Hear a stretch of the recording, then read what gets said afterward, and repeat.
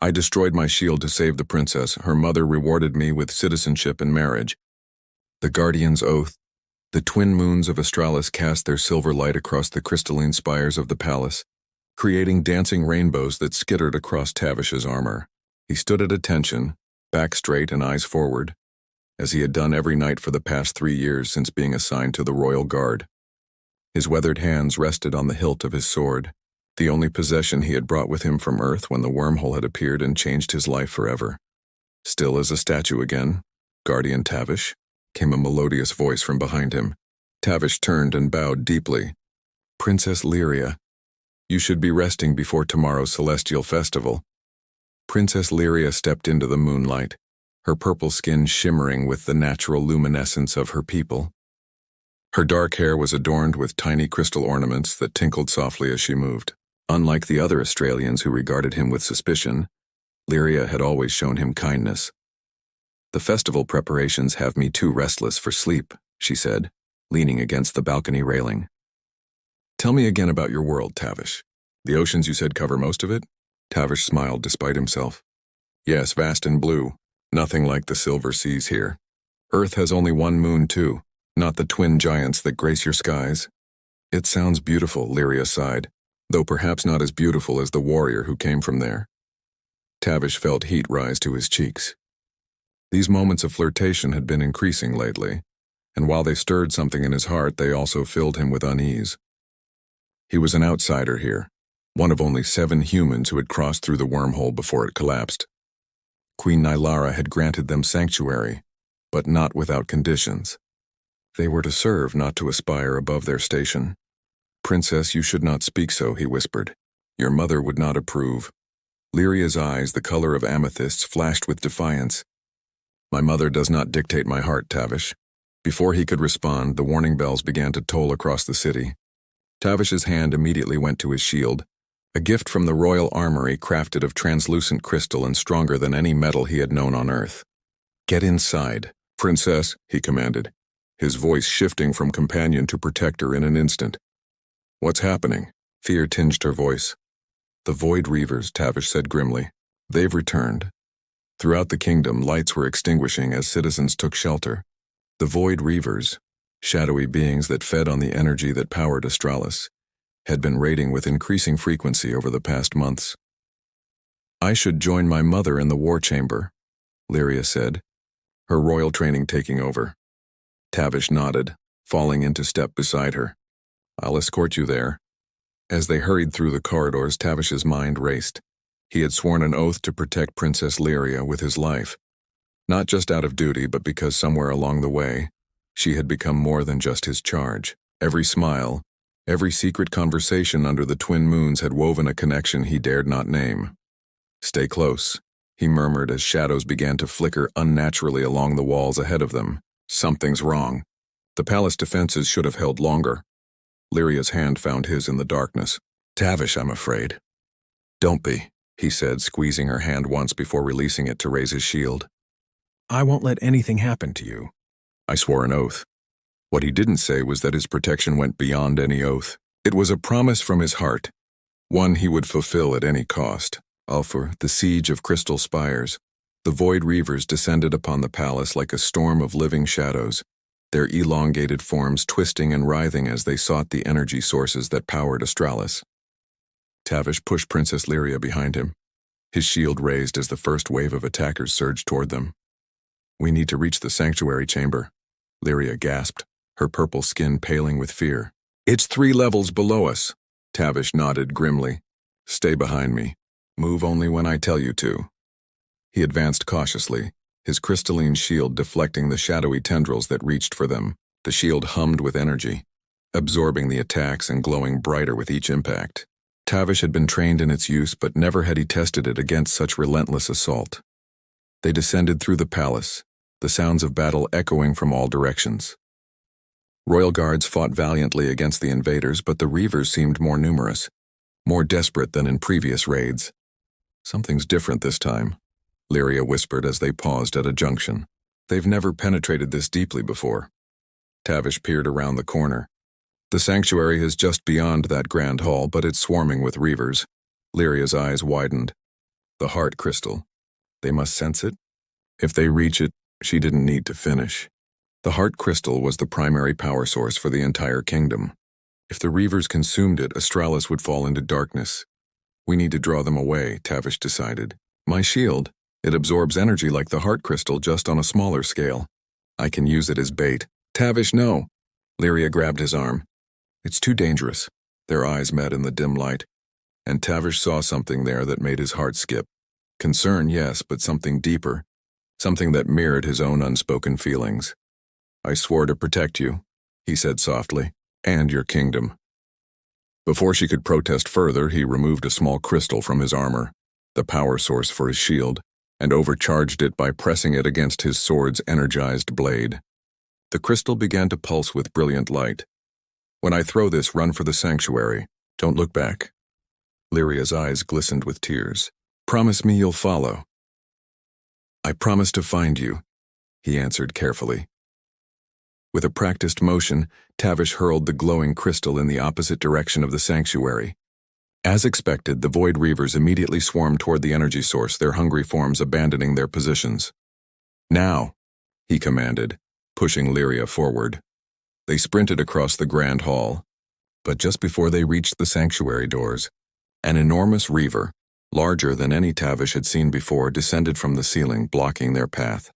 Its formless body pulsated with stolen energy, and it loomed over Lyria with menacing intent.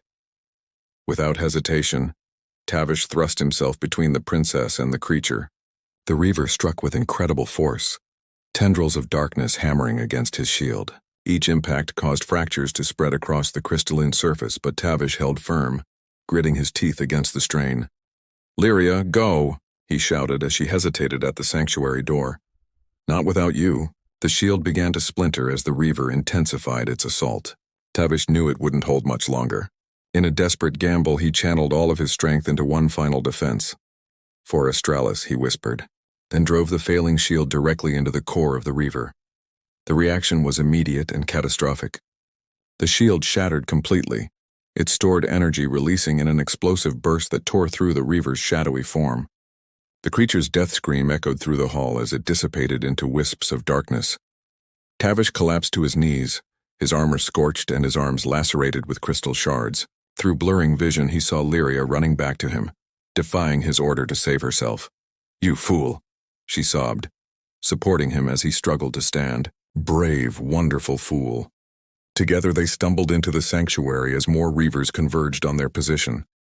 The heavy doors sealed behind them, and Tavish finally allowed himself to surrender to unconsciousness, the last thing in his vision being Lyria's concerned face and the touch of her hands on his cheeks. Royal Decree Tavish awoke to the soft sound of chimes and the sensation of cool hands upon his brow. He opened his eyes to find himself in a spacious chamber, sunlight streaming through tall windows of colored crystal.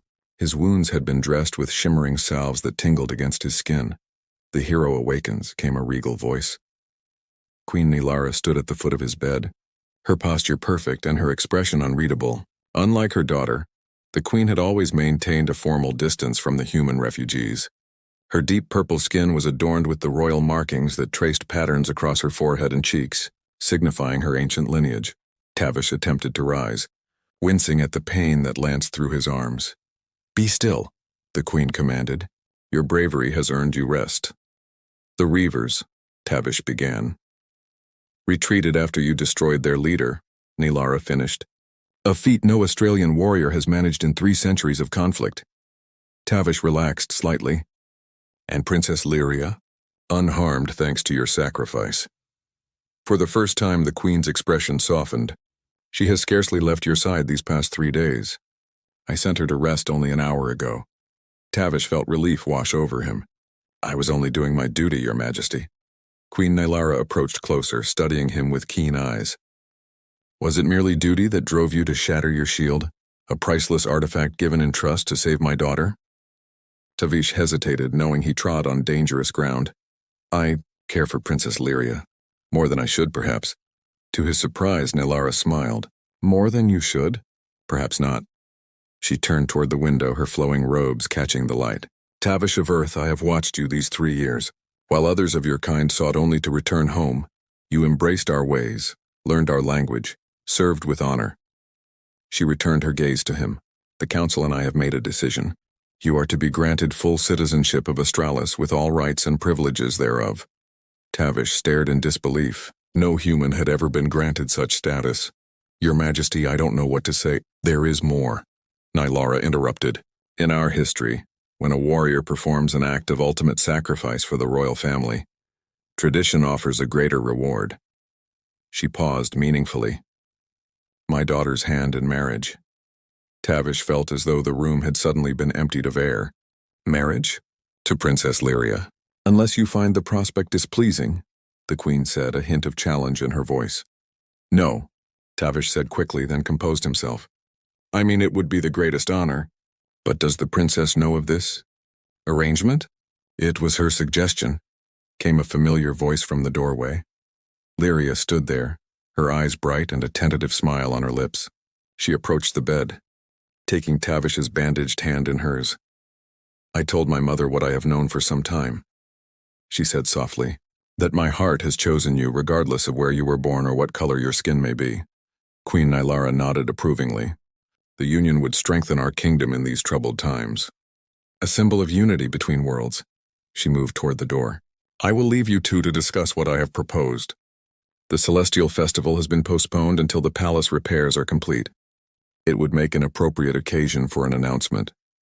After the Queen departed, silence hung between Tavish and Lyria. Finally, he squeezed her hand gently. Are you certain this is what you want? He asked. Not just duty or gratitude? Lyria leaned forward, pressing her forehead to his in the traditional Australian gesture of affection.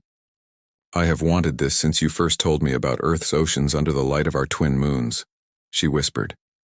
My brave guardian with eyes the color of our silver seas. As their lips met in a tentative first kiss, Tavish felt as though he had finally, truly found his home among the stars. Blossoming affection. The crystal gardens of the Eastern Palace wing had become Tavish and Lyria's sanctuary in the weeks following the Queen's decree.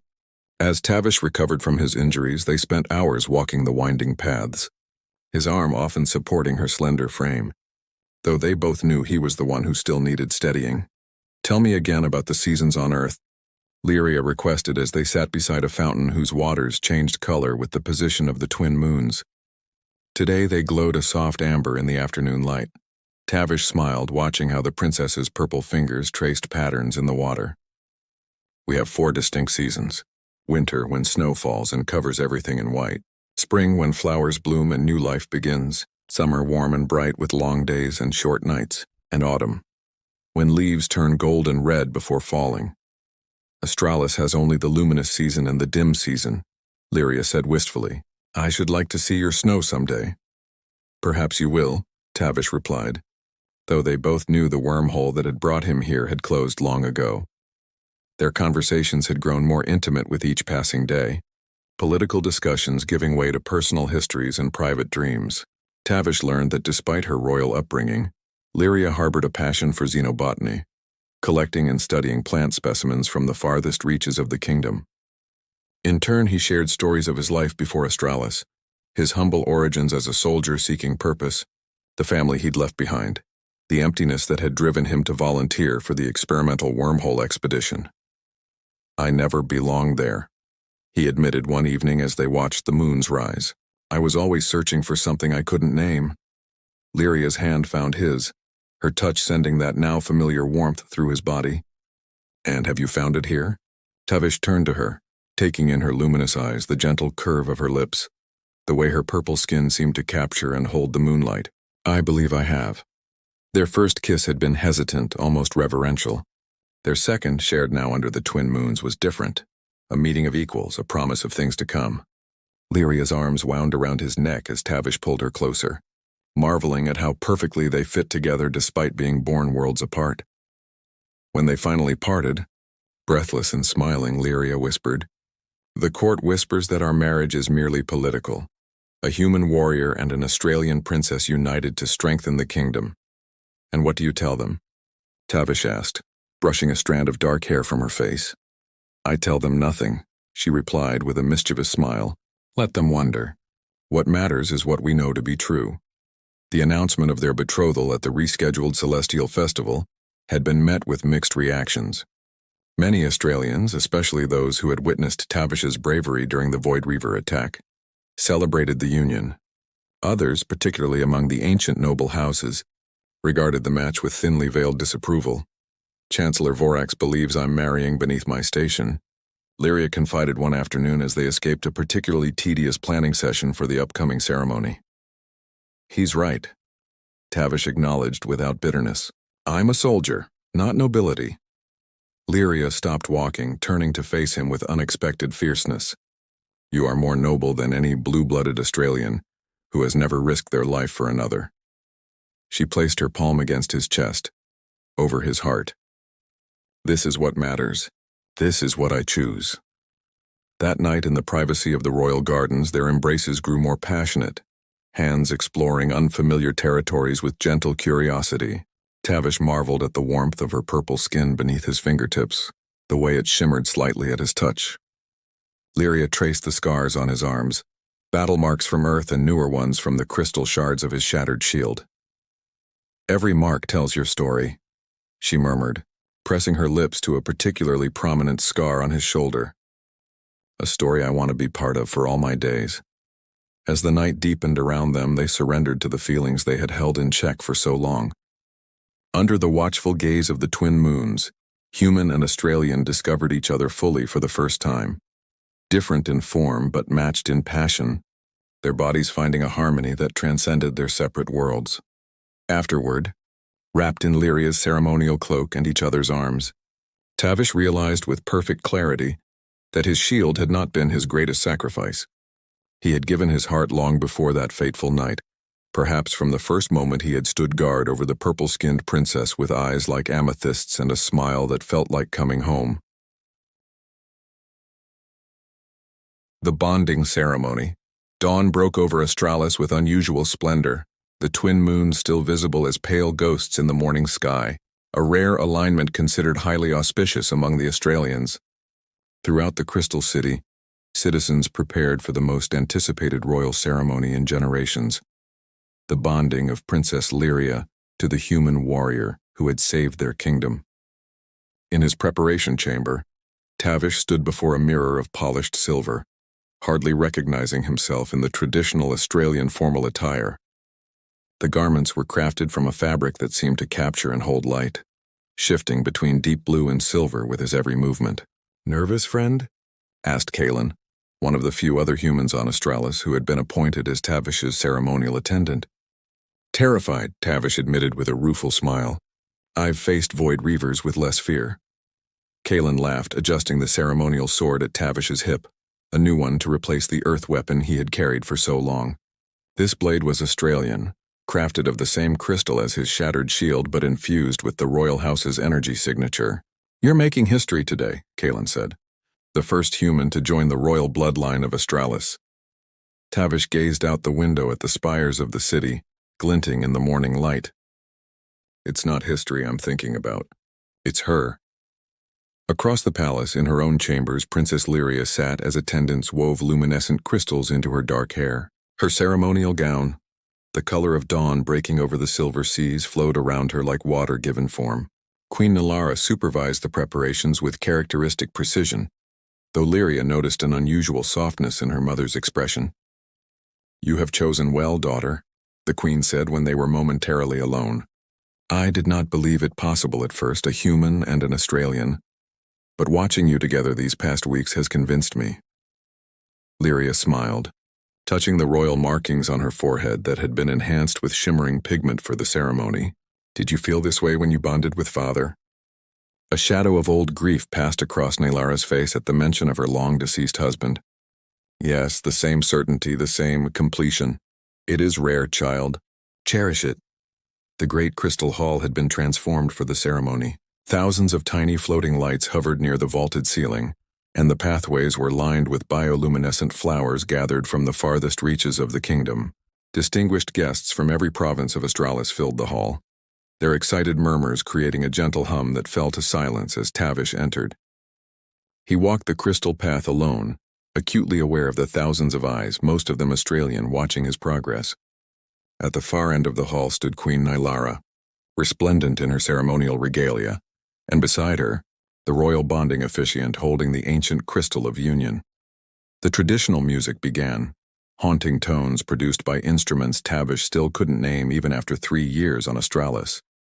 And then Lyria appeared and everything else faded from his awareness. She seemed to float rather than walk, her purple skin luminous against the pale fabric of her gown, her eyes finding his immediately across the vast hall.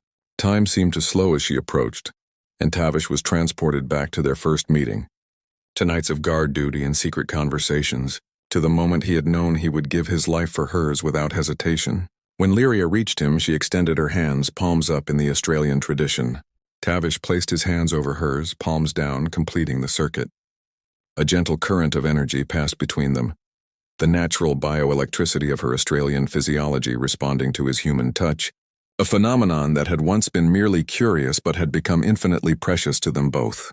Queen Nylara addressed the assembled guests in the ancient language of Australis, before switching to the common tongue for Tavish's benefit. Today we witness not merely the union of two beings but the bridging of worlds, she proclaimed. In Tavish, formerly of Earth, now of Australis, we recognize the qualities our ancestors have always revered: courage, sacrifice, and unwavering loyalty. In my daughter, Princess Lyria, we see the future of our realm, brightened now by the light this union brings. The ceremony progressed with an exchange of vows, Tavish's spoken in carefully practiced Australian, Lyria's in the human language she had learned for him. When the crystal of union was placed between their joined hands, it began to glow with unprecedented brilliance, causing gasps among the assembled witnesses. Such intensity was said to foretell a powerful bond, one that would bring great change. By the light of the twin moons and the power of the heart crystal, the officiant intoned, "What has been separated by stars and space is now joined. May your union bring strength to Australis and joy to your hearts for all the cycles to come." As their lips met to seal the bond, a cheer rose from the crowd, surprisingly enthusiastic even from those who had once viewed Tavish with suspicion. In that moment he was no longer the outsider, the human curiosity who had fallen through a wormhole into their world. He was Tavish of Australis, bonded to their princess, defender of their realm. Later, as they danced beneath the crystal dome of the celebration hall, Lyria leaned close to whisper in his ear, "Do you regret it? Your shattered shield? The life on Earth you can never return to?" Tavish pulled back just enough to meet her gaze, losing himself in the depths of her amethyst eyes.